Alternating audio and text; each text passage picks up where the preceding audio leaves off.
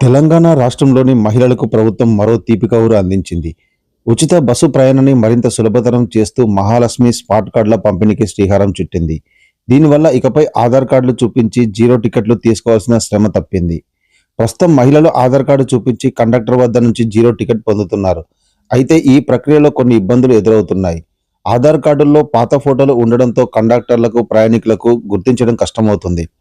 గుర్తింపు విషయంలో మహిళలకు, కండక్టర్లకు మధ్య రాష్ట్ర వ్యాప్తంగా పలుచోట్ల గొడవలు జరుగుతున్నాయి. ప్రతి ఒక్కరికి టికెట్ కొట్టడం వల్ల రద్దీ సమయంలో కండక్టర్లపై పనిభారం పెరుగుతుంది. ఈ సమస్యలన్నిటికీ పరిష్కారంగా ప్రభుత్వం స్మార్ట్ కార్డులను ప్రవేశపెడుతోంది. ఇందుకోసం సెంటర్ ఫర్ గుడ్ గవర్నెన్స్ సంస్థతో ఆర్టీసీ ఒప్పందం కుదుర్చుకుంది. త్వరలో అమల్లోకి రానున్న ఈ కొత్త విధానం ద్వారా మహిళలందరికీ రాష్ట్ర వ్యాప్తంగా ప్రత్యేక స్మార్ట్ కార్డులను పంపిణీ చేస్తారు. బస్సు ఎక్కినప్పుడు ఈ కార్డును చూపితే సరిపోతుంది. కండక్టర్ వద్ద నుంచి ప్రత్యేకంగా జీరో టికెట్ తీసుకోవాల్సిన అవసరం ఉండదు. కేవలం కార్డు ట్యాప్ చేయడం లేదా చూపించడం ద్వారా ప్రయాణం సాఫీగా సాగుతుంది. ఆదివారం ప్రజాభవన్లో డిప్యూటీ సీఎం బట్టి విక్రమార్క, రవాణా శాఖ మంత్రి పొన్నం ప్రభాకర్ ఆర్టీసీ అధికారులతో సమీక్ష నిర్వహించారు. ఈ సందర్భంగా పలు కీలక విషయాలను వెల్లడించారు. మహాలక్ష్మి పథకం అమలు వల్ల ఆర్టీసీకి 225 కోట్ల లాభం చేకూరిందని వారు తెలిపారు.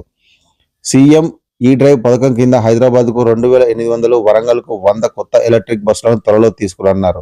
అర్హులైన మహిళలందరికీ వీలైనంత త్వరగా ఈ స్మార్ట్ కార్డులు అందేలా చర్యలు తీసుకోవాలని అధికారులను ఆదేశించారు.